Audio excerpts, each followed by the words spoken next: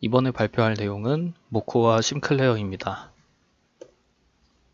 모코와 심클레어의 버전 2까지 해서 일본 총 4개의 논문을 발표를 하도록 하겠습니다. 우선 모코에 대해서 먼저 시작을 하도록 하겠습니다. 우선은 이제 대조학습에 있어서 이제 가장 중요한 것은 가장 규모가 큰 그리고 되게 일관성이 있는 그런 딕셔너리를 구축하는 것이 바람직하다라고 생각을 하고, 이런 것에서 지금 가정을 잡고 대조학습을 진행을 하고 있습니다. 이에 대해서 이제 대조 손실이 있는 비지도 학습을 위한 크고 일관된 딕셔너리를 구축하는 방법으로 이제 모멘텀 컨트라스트, 그래서 모코라는 방법을 제시를 하게 되었습니다.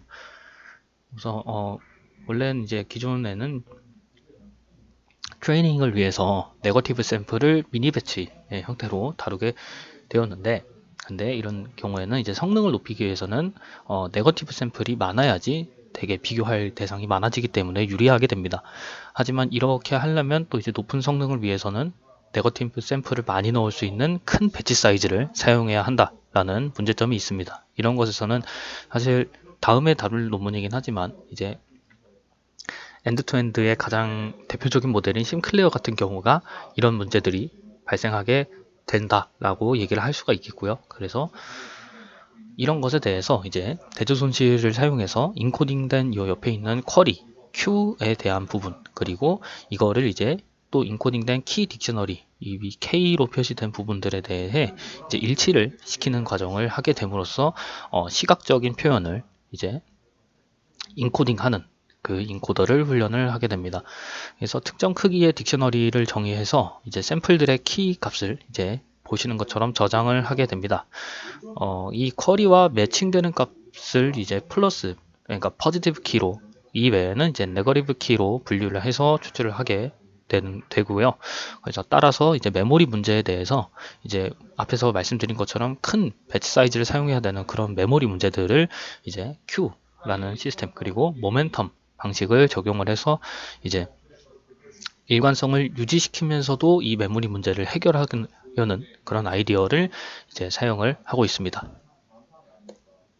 그래서 이제 백그라운드를 천천히 소개를 드리자면, 우선 이제 엔드 투 엔드 구조가 있습니다. 그래서 좌측에 있는 빨간색 박스와 같은 부분이고, 이런 것들은 이제 키 인코더 자체도 이제 쿼리 인코더와 마찬가지로 똑같이 학습을 시켜주는 방법이 되겠습니다. 근데 이런 거는 이제 Q 형태의 딕셔너리를 사용하는 것이 아니고 미니 배치에 해당하는 샘플들을 이제 배치로 이용을 하게 되기 때문에 결론적으로는 한 번에 많은 데이터를 한꺼번에 처리해야 되므로 결론적으로는 GPU 메모리에 제약이 생긴다 라고 할 수 있고, 따라서 이 모코에 비해 상대적으로 적은 수의 네거티브 샘플을 사용할 수밖에 없습니다. 그리고 이제 계속 말씀드리지만 이런 최적화 문제 옵티마이제이션에 대한 이슈도 발생을 하게 됩니다. 그 다음으로는 이제 메모리 뱅크를 사용한 방식이 있겠습니다. 이 메모리 뱅크 말 그대로 이 어느 저장을 하는 그런 개념으로 이해를 해주면 좋을 것 같은데, 이제 데이터셋에 존재하는 이 모든 샘플들의 레프레젠테이션을 이 메모리 뱅크에 넣어두고 이거를 이제 임의의 샘플을 골라서 딕셔너리를 구성을 하는 방법이 되겠습니다. 그래서 쿼리에 해당하는 샘플들로 이 메모리 뱅크를 업데이트하면서 학습을 진행을 하게 됩니다.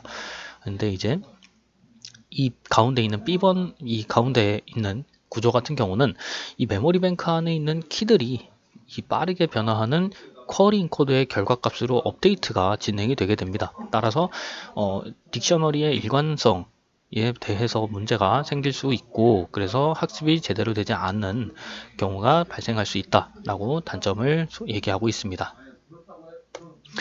마지막으로 이제 모코이라 이제 제안된 방식인데요. 이거 같은 경우는 이제 비지도 학습의 한 종류로서 대조학습을 사용을 하면서 동적인 딕셔너리를 구성을 하게 됩니다. 이 딕셔너리는 이제 키가 무작위로 샘플링 되고요. 이 훈련 중에는 딕셔너리의 키 값이 되게 점진적으로 업데이트 한다 라고 표시가 되어 있고, 이런 의미에서는 이제 동적이다라고 하는 이 표현을 사용을 한 것으로 보이는데요. 이 각 이미지들에 대한 쿼리와 키를 이제 각각의 이 쿼리 인코더와 키 인코더, 이용을 해서 생성을 하게 됩니다. 이 인코더는 사용한 것은 이제 CNN 기반의 네트워크를 사용을 했고, 모코에서는 레지넷 기반으로 진행을 했습니다. 근데 이제 한 이미지에서 생성한 이 쿼리는 이제 같은 이미지로부터 생성한 이 키와 포지티브 페어를 구성하고, 다른 이미지에 대해서는 네거티브 페어를 구성한다라고 말씀을 드렸었고, 그래서 이제 충분한 큰 크기의 딕셔너리를 이제 Q의 형태로 두게 됩니다. 그래서 줄을 섰다라고 생각을 해보시고, 그 다음에 딕셔너리에서 이런 네거티브 샘플들을 추출을 해서 비교를 하게 됩니다. 근데 이런 것들이 가능한 거는 이제 미리 연산된 그런 네거티브 이미지들을 임베딩 형태로 만들어서 이 딕셔너리에 저장을 했기 때문에 이런 게 가능하게 되겠고요. 그럼 이제 Q 형태라는 것은 말 그대로 처음 들어가고 나가는 그런 것들이 발생이 되게 되는 겁니다. Q라는 게 말 그대로 줄을 서는 그런 느낌이잖아요. 그래서 이때의 딕셔너리 구조는 first in, first out인 그런 Q 구조를 사용을 하게 됩니다. 그래서 이제 선행하는 미니 배치들로부터 이런 인코딩된 키를 재사용할 수 있다라는 것이 장점이 되겠습니다. 그 다음에 이제 여기서 중점적으로 얘기한 것은 이제 딕셔너리의 샘플을 점진적으로 교체한다 라고 해서 앞서서 제가 다이나믹 딕셔너리라는 표현을 말씀을 드렸었습니다. 그래서 이 딕셔너리를 Q 형태로 구조를 짰기 때문에 이 현재 미니 배치에는 이제 딕셔너리의 Q를 잡고 현재 미니 배치가 잡는 거고요. 그럼 이제 Q에서 가장 오래된 그 미니 배치 그 키 값들이 당연히 제거가 되는 그런 식으로 점진적으로 교체가 된다라는 것을 지금 말씀을 드릴 수 있겠습니다. 그래서 여기 모쿠에서 진행한 실험으로는 이제 딕셔너리의 크기를 일반적으로 이제 배치 사이즈보다 크게 설정을 하게 됩니다. 그리고 이제 여기서는 기본값으로 65,536개를 이용을 했습니다. 그래서 만약에 256개의 배치 단위로 학습을 진행한다면은 하나의 입력 이미지에 대해서 쿼리와 키를 생성을 하게 됩니다. 그럼 이제 쿼리하고 이제 하나의 입력 이미지에서 나온 거니까 이 쿼리와 키는 서로가 포지티브 페어를 이루고, 근데 이제 예전에 학습해서 이미 임베딩 형태로 저장된 그 딕셔너리에 들어있는 65,536개의 키와는 당연히 네거티브 페어가 구성이 되게 됩니다. 그래서 이 딕셔너리는 Q의 구조를 가지고 있기 때문에 학습된 256개의 배치에 대해서는 학습이 완료되고 나면은 학습 과정에서 생성된 이 256개의 키들을 넣는 동시에 가장 오래된, 가장 처음에 들어가게 된 이 키 256개는 대체를 하게 됩니다. 그래서 이 쿼리 인코더는 학습이 진행되면서 갱신이 계속 되지만, 키 인코더는 이 모멘텀 업데이트 기법을 사용을 해서 서서히 업데이트 갱신을 하게 됩니다. 여기서 말씀드리는 것은 이제 가장 오래된 그런 미니 배치 키 값들을 제거하는 것은 이제 인코딩된 키와 가장 오래되고 최신 키와 가장 일치하지 않기 때문이라는 생각에서 이런 것들이 진행이 되었고요. 이 딕셔너리에 있는 인스턴스라고 하면 이 임베딩된 표현 벡터들은 이제 모두 학습에 사용을 하지만, 근데 다 사용하는 것은 아니고 이제 샘플링을 통해서 진행을 하게 됩니다. 그래서 딕셔너리 내부가 이제 전체적으로 비교 대상이 될 수 있다라고 말씀을 드릴 수 있겠습니다. 그래서 우측 그림에 보시면은 지금 이 하나의 동일한 이미지에 대해서 각각 쿼리 인코더와 Q 인코더를 진행을 올라가게 됩니다. 그래서 생성된 저 키값, 이 쿼리 값하고 키 값이 지금 보시는 것처럼 하얀 색깔 세로 두 개로 이렇게 표현이 되는데요. 근데 이거에 대해서 기존에 지금 회색깔 긴 막대기로 표시된 이 Q 값들이 지금 딕셔너리가 있는 겁니다.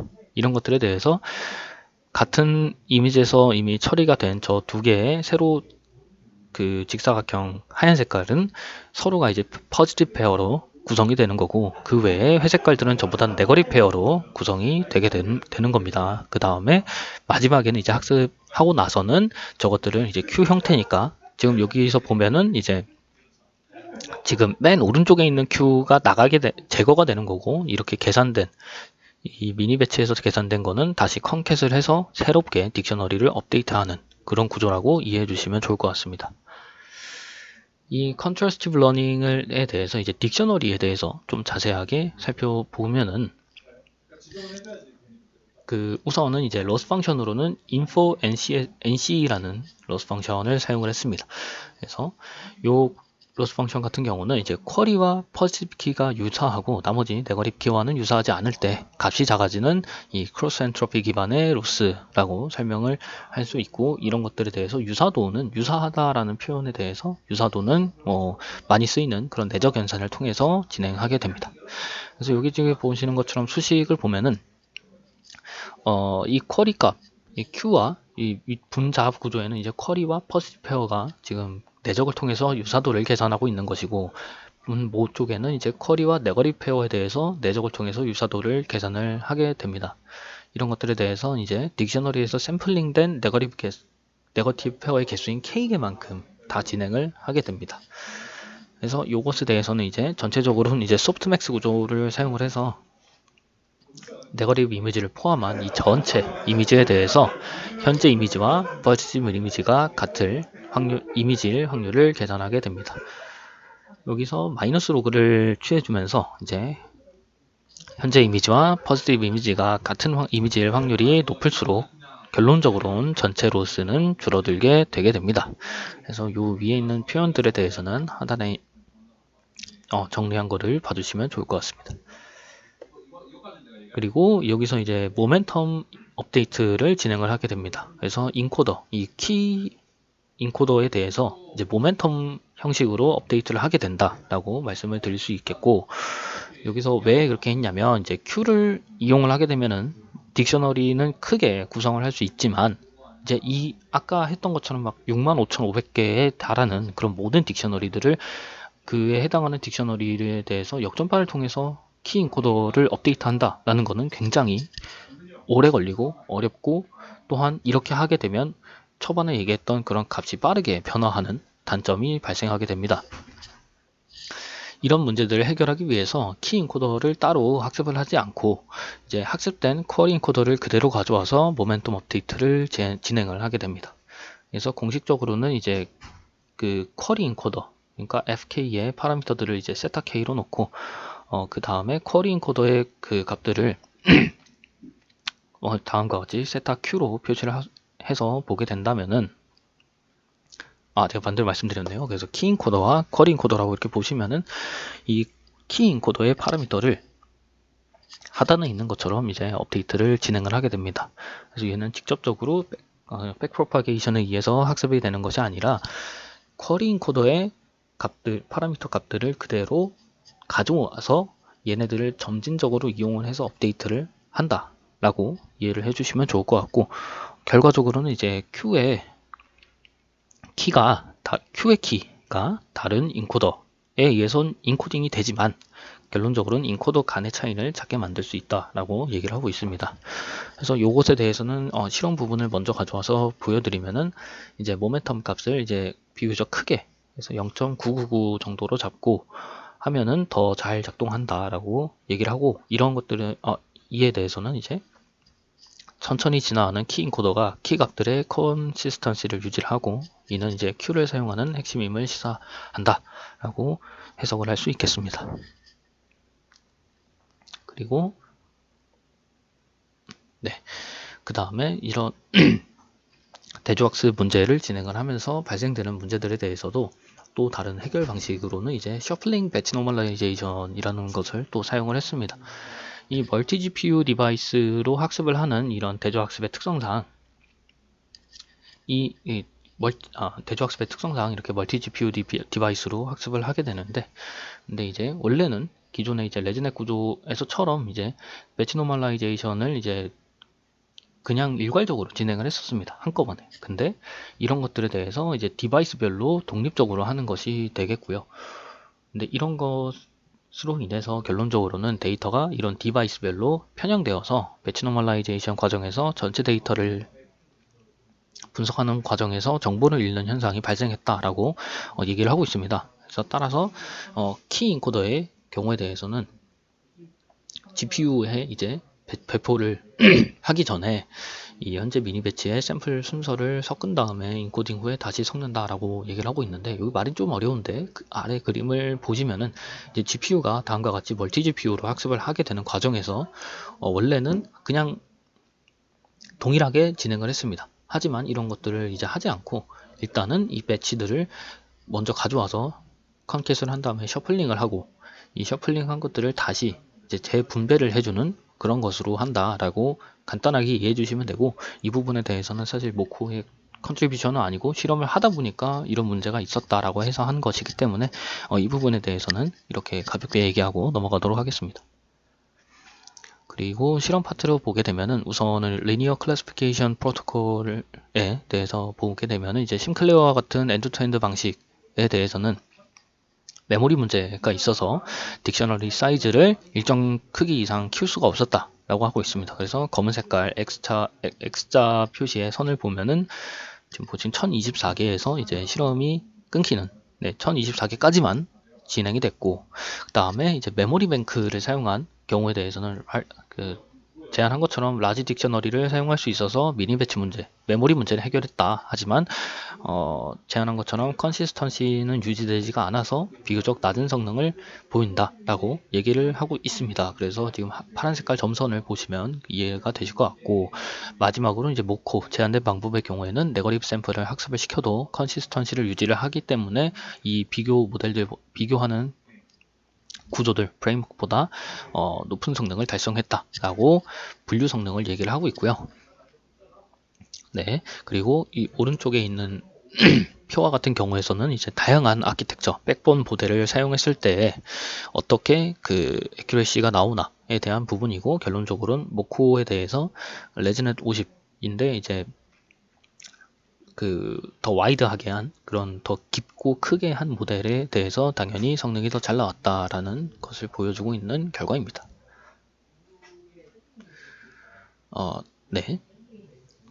그리고 이것에 대해서는 이제 실험 파트를 보면은 데이터 어그멘테이션은 이제 다음과 같이 진행을 했고, 이 딕셔너리를 구성함에 있어서는 다음과 같이 모멘텀 인코더 구조를 통해서 이렇게 진행을 했다. 그래서 이미지의 크기 그대로 한 게 아니라 이거를 인코딩을 진행한 후에 임베딩 형태로 저장을 해서 다음과 같이 빨간 색깔 박스 친 부분처럼 했다 라고 보시면 될 것 같습니다. 그리고 이 전체적인 과정에 대해서 지금 그 수도코드, 알고리즘 수도코드와 지금 비교를 하는 그런 장표가 되겠는데요. 그래서 색깔을 따라가서 이렇게 보게 되시면 될 것 같습니다. 그래서 이미지를 어그멘테이션 하고 각각의 인코더에 대해서 임베딩 과정을 거쳐서 임베딩 형태로 표현을 하게 됩니다. 이것에 대해서 이제 각각을 이제 비교하는 그런 과정을 거치게 되고, 이것에 대해서 비교한 것들을 결국에는 이제 로스 값을 유사도를 통해서 로스를 구하게 됩니다. 이것에 대해서 이 로스는 이제 쿼리 인코더를 업데이트 하는데 백프로파게이션으로서 활용이 되는데, 하지만 q 인코더를 업데이트 하는 데에는 직접적으로 하는 게 아니라 여기선 스탑 그레디언트를 하고 모멘텀 업데이트를 진행을 해서 파라미터를 업데이트했다. 그 부분이 지금 5번까지 내용이고, 마지막으로는 이제 학습이 한 배치 단위 안에서 학습이 끝났기 때문에 이 다음에는 Q를 업데이트하는 과정이 6번이 되겠습니다. 네, 여기까지 모코였고, 그 다음에 심클레어로 넘어가면은, 심클레어는 이제 앞에서도 계속 비교하면서 얘기했지만 엔드-투-엔드의 모델로서 비지도 학습에서 이제 효과적인 그런 시각적인 레프레젠테이션을 추출하는 것을 목표로 지금 하고 있습니다. 그래서 보시는 것처럼 이제 이 논문의 전체적인 큰 의미는 다양한 어그멘테이션 조합을 통해서 진행을 했고, 실험을 진행했고, 어그멘테이션 정도가 강할수록 성능이 향상된다 라고 얘기를 하고 있고요. 그 다음에 이 중간 과정에서 CNN을 사용한 레프레젠테이션과 이 컨트라스티브 로스 사이에 학습 가능한 비선형 변환이라는 표현을 써서 간단하게 MLP 구조인데요. 이걸 넣어서 정확도를 향상시켰다라는 게 두 번째입니다. 그 다음에 로스 펑션은 NT-cent라는 것을 사용을 해서 로스 펑션을 구성을 했고 배치 사이즈가 크고 트레이닝이 길고 모델의 깊이가 깊을수록 정확도가 향상된다라고 결론을 내고 있습니다. 그래서 좌측에 있는 표를 보게 되면은 지금 보시는 것처럼 같은 동일한 파라미터들 사이에서도 실험 결과가 결국에는 제안하는 심클레어가 제일 좋은 성능을 보여준다 라고 지금 볼 수가 있고요. 그 다음에 파라미터 수가 굉장히 커진다는 것은 이제 모델도 굉장히 크고 깊어진다는 뜻이죠. 그런 거는 좀 보게 되면은 이제 슈퍼바이즈드와 거의 흡사한 성능을 달성한다 라는 것까지 볼 수 있는 표가 되겠습니다. 그래서 이 전체적인 과정을 보게 되면 우선 랜덤 트랜스포메이션을 진행을 합니다. 그래서 오리지널 이미지에 대해서 다양한 어그멘테이션 기법, 우측에 있는 이게 한 10가지 되는 그런 방법들에 대해서 한 2가지 정도를 선택해서 데이터를 증강을 진행합니다. 그래서 보시는 것처럼 고양이 색깔이 막 이렇게 이미지 자체가 변화가 되는 거고요. 그래서 이렇게 해서 이제 모두 다른 증강 기법을 사용을 해서 총 4장의 증강 이미지를 생성을 하게 됩니다. 그래서 이 각 이미지를 이제 레지넷 50에 입력시켜서 2048차원의 벡터로 표현을 하게 됩니다. 그래서 하단에 있는 그림처럼 만약에 배치 사이즈가 2개, n이 2개면은 이미지가 다음과 같이 있고 이거를 서로 다른 증강 기법을 사용을 해서 증강 이미지, 증강 뷰를 생성을 합니다. 이것에 대해선 이러고 나서 이것을 이제 인코더, CNN 기반의 인코더를 통해서 벡터로 저장을 하고요. 이 출력된 벡터의 형태를 representation에 대해서 이제 dense, 렐로, dense 구조의 이 projection head, 요게 아까 말씀드린 그 학습 가능한 비선형 구조에 대한 부분이고 이거를 이제 의미합니다. 그래서 projection head를 구성을 해서 이 MLP 구조에 통과를 시켜서 최종적으로 이제 벡터인 Z를 구하게 됩니다. 이렇게 그 각각의 증강된 뷰에 대해서 그럼 이제 이를 표현하는 Z라는 벡터들이 생성이 됐습니다.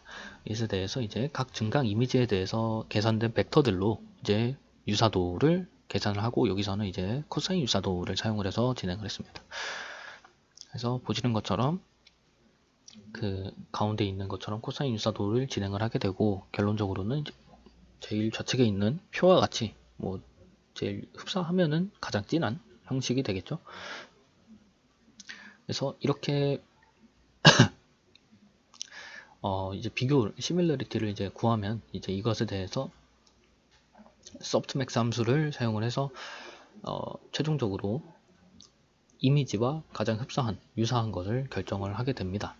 그래서 다음과 같은 일련의 과정을 거쳐서 나오게 된 이런 시밀러리티를 이제 어떻게 이용을 하냐? 그러면은 이제 이 softmax 함수 값에다가 마이너스 로그를 취해서 크로스 엔트로피를 계산하게 됩니다. 이 동일 페어라도 어떤 이미지가 기준점이 되는지에 따라서 값이 다르게 나오기 때문에 2번 계산한 값을 이제 평균을 내는 식으로 한다라는 것이 어떤 얘기냐면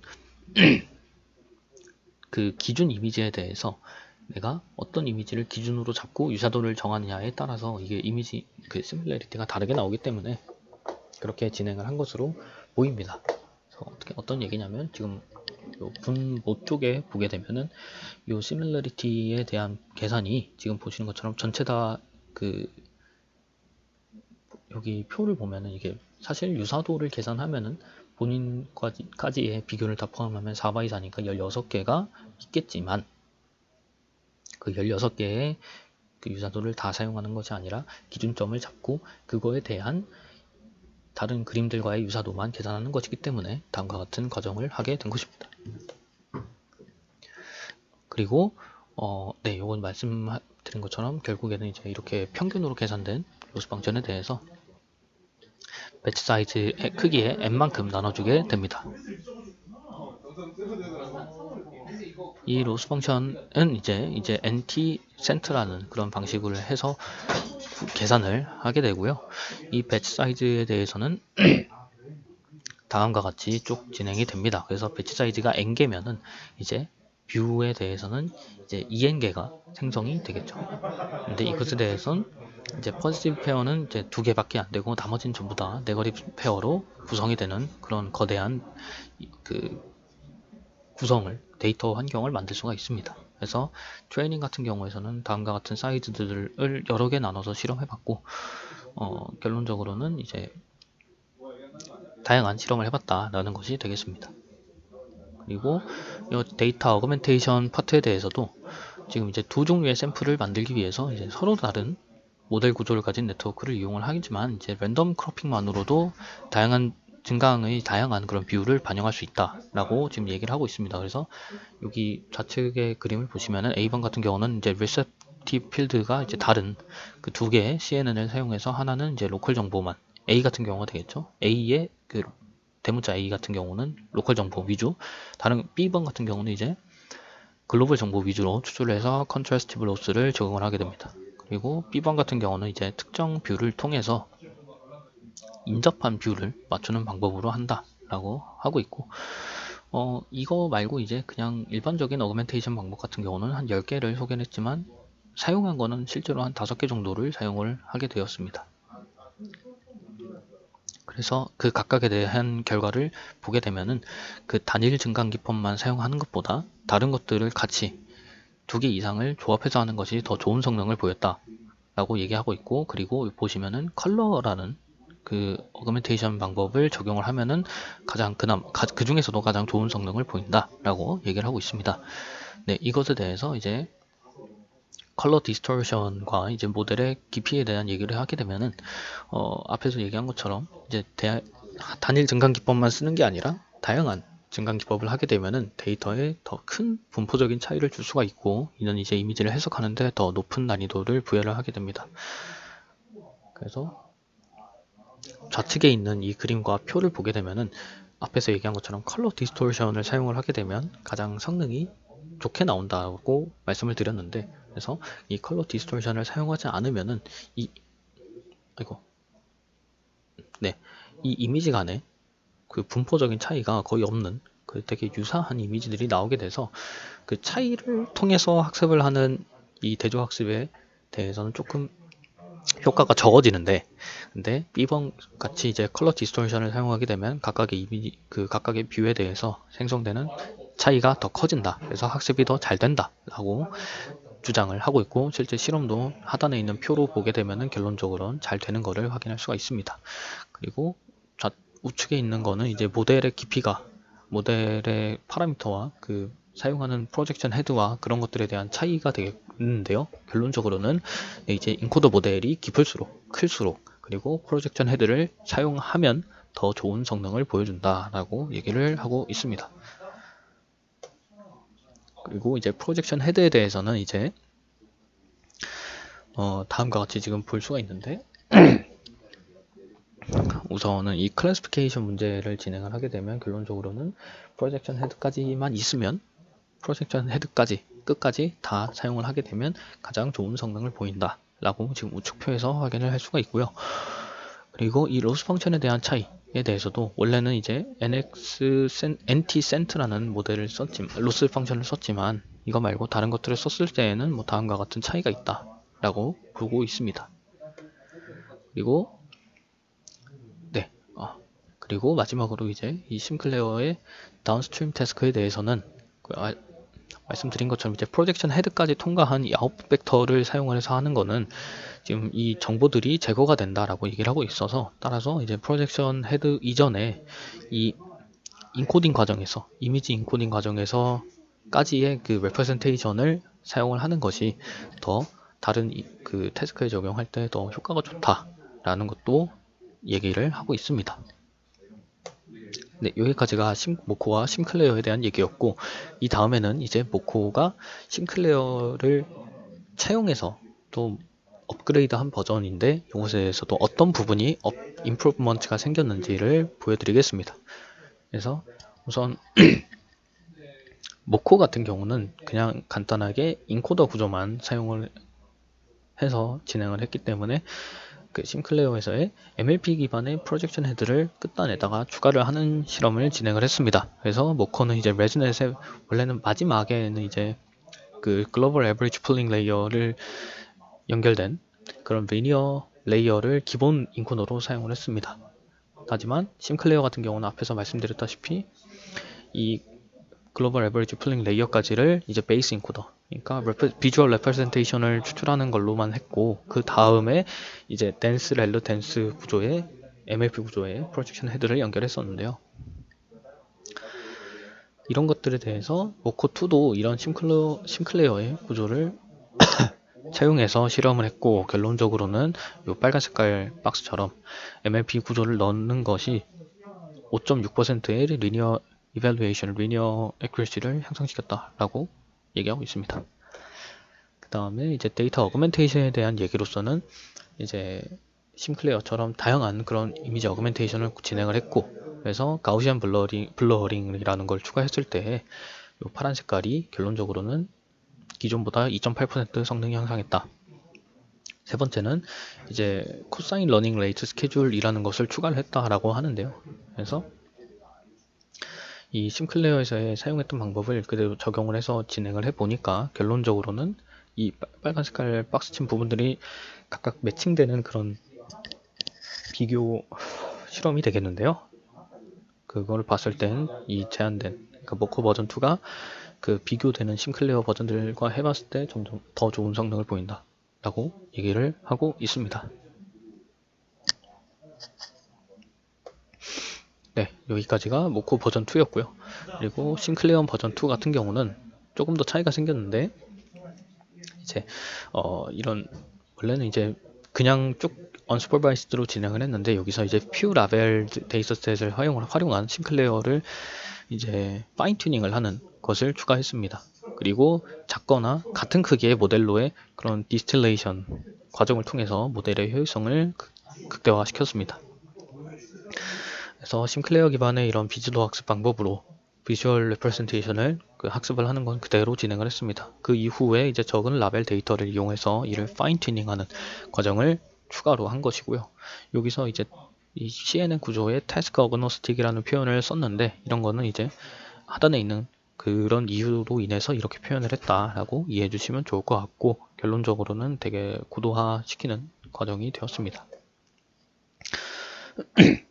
그래서 이 자기지도 학습에서의 심클레어 버전 2를 보게 되면은 우선은 이제 기존 레즈넷 50에서 레즈넷 152를 썼고, 이 SK라는 셀렉티브 커널을 추가를 해서 채널별로 어텐션을 추가를 했습니다.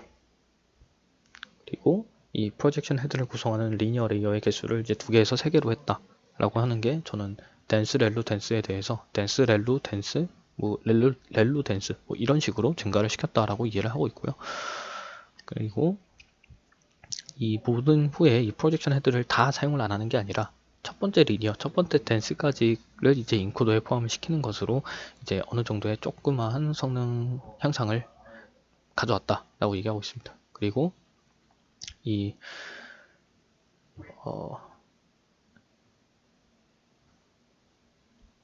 네, 여기까지고, 그 다음에 이제 디스텔레이션에 대한 부분들을 보게 되면은 지금 앞에서 얘기했던 것처럼 이제 퓨 라벨드 데이터셋을 이용해서 파인 튜닝을 진행을 했다라고 얘기를 했었는데, 이거는 이제 다음 과정을 진행을 한 겁니다. 그래서 스튜던트 티처 기반의 그런 디스텔레이션 방법을 사용을 한 것이고요.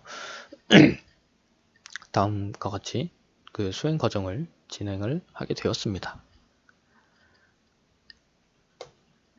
그리고 이에 대해서 이제 그 실험을 진행했을 때 이제 스튜던트 네트워크와 티처 네트워크의 크기를 비교를 했을 때에 대해서 어떠한 결과들이 나타났는지에 대한 표를 지금 확인할 수가 있는 것이고요. 그래서 결론적으로는 이제 적은 양의 라벨 데이터를 추가로 사용을 해서 파인 튜닝을 한 경우가, 이런 디스텔레이션 과정을 거친 경우가 더 좋은 효과를 보이고 있다라고 얘기를 하고 있습니다. 네, 여기까지가 심클레어 버전 2였고, 이번에는 이제 대조학습에서 가장 대표적인 그 2가지 모델에 대한 편찬사를 한번 쭉 읽어봤는데, 결론적으로는 이제 심클레어 버전 2가 그 이제 마지막 실험에서 보게 되면은 이제 그냥 지도학습에서의 방법과 거의 유사하거나 더 뛰어난 성능을 보이고 있으므로, 네, 이런 것들에 대해서도 한번 더 살펴보는 그런 시간이 되었으면 좋겠습니다. 네, 발표는 여기까지 하도록 하겠습니다. 감사합니다.